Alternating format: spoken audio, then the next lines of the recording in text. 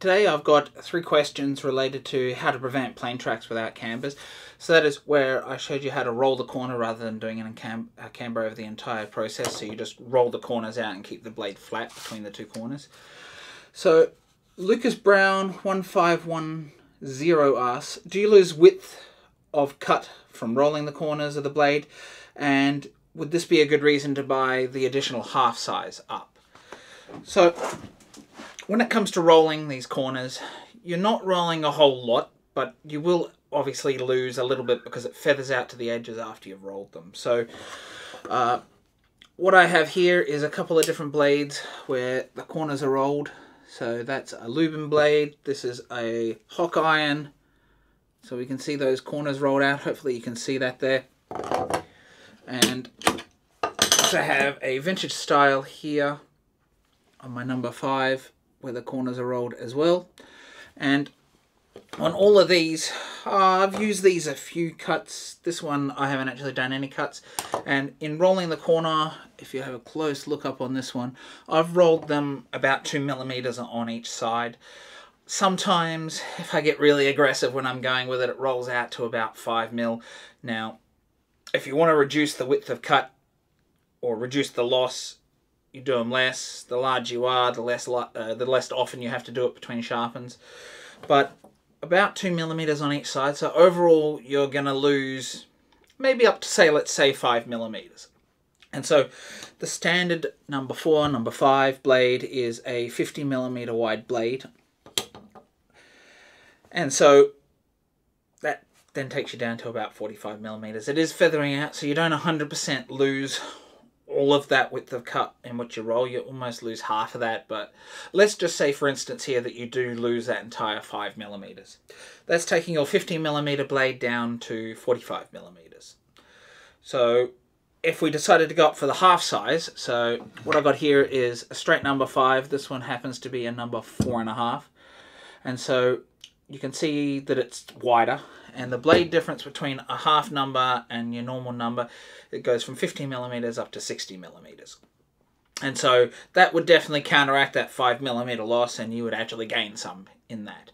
So you go from 45 up to 55, and so that would definitely negate that.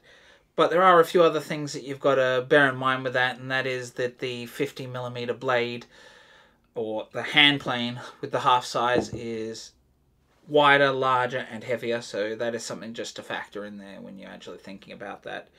Now, overall, I don't think there's any real need to change to another half size unless you really want to and you can afford it, just for the loss of maybe an extra pass with the hand plane. So that's really up to you. If you want to, sure, you can, but you just need to remember those other factors that do play along in this. And so, yeah. But is it necessary? No. Would it counteract that loss? Yes. But you are only losing a small fraction by doing so, and you would lose that similar amount if you were to put a camber on your blade as well. But if you were going to keep your blade straight, then you'd have that ridging along as you do it. So, you know, I'm going to roll the corners on all my hand planes, even my jointers, because then if I want to face plane with them, I can as well. So I do it on all of my hand planes or bench planes. And that comes into another question here from Cygave. Would you do this process in general, including low angle and bench planes? And I also have another question here from Raymond John 2852. Is this process different in a bevel up plane? Well, as you can see, I have a whole lot of bevel down planes. I don't actually own any low angle or bevel up planes. Now, I might change that in the future just so I can compare it to the bevel down, but I've not found a reason to use a bevel up versus a bevel down, because bevel down can do everything that a bevel up plane can do. Now, would this process be different? I don't see why rolling the corners, whether your bevel is up or down, would be any different between the two. Now, some of you out there that I'm sure have bevel up planes and have probably tried this process on it, please do sound off and let people know, because I'm not really in a position to say yes or no. I don't see why it would be any different, but I would like to have a definitive answer for you guys. So if someone could let everybody know down below if you can use this process on the bevel up plane so we know for sure. That'd be great.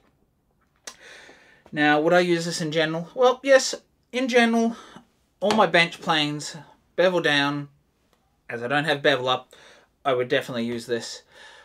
Even the jointers, like, it really doesn't matter if you're jointing and you've got that curve. That allows you to offset when you actually use your hand plane because you're offsetting it a little bit more. So I don't see anything wrong with doing it that way, and I think it would actually still work quite well. So yes, in general, I would do it to all my bench planes. Even bevel up, as far as I know, yes.